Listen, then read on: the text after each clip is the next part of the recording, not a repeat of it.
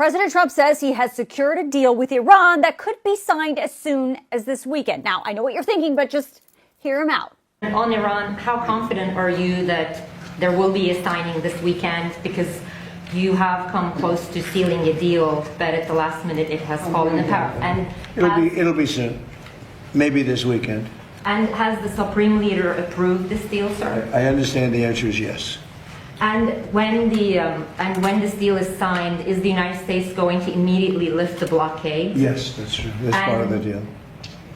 And you'll have oil prices dropping like a rock.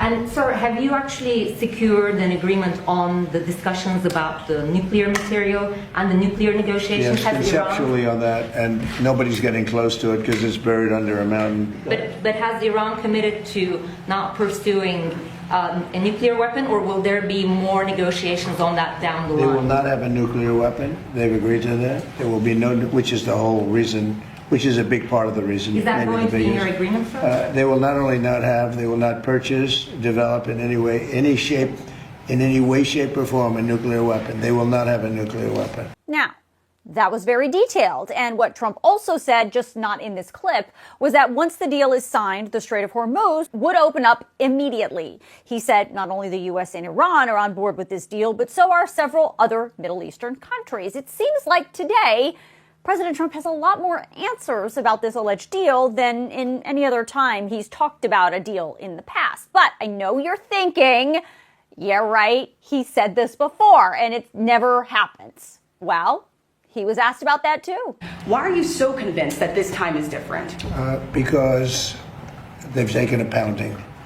They've taken a pounding like very few people could take.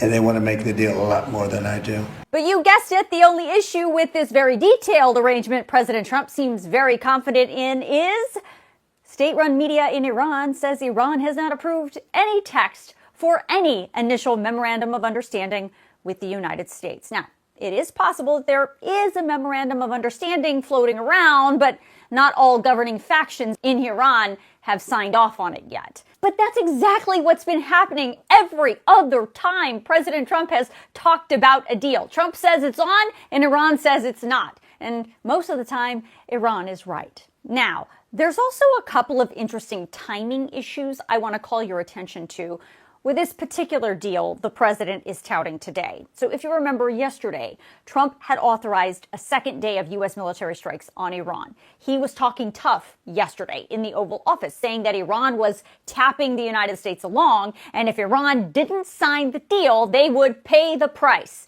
which signaled perhaps we would start to see an escalation of this war again. Well, that, along with the really crappy inflation numbers that I reported in this video yesterday, that tanked the stock market. It ended the day down almost 1,000 points. And then this morning, President Trump posted this, that the United States would be hitting Iran very hard tonight, which would have been the third straight night of strikes. And then he said the U.S. would be taking Karg Island and other oil infrastructure.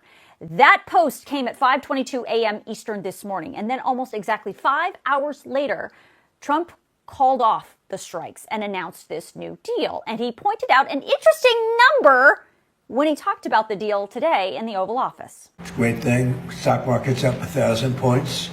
That means they like the deal. See, that means they like the market goes down. That means they don't like the deal. I guess we'll have to see this weekend if this time truly is different and a deal with Iran actually happens.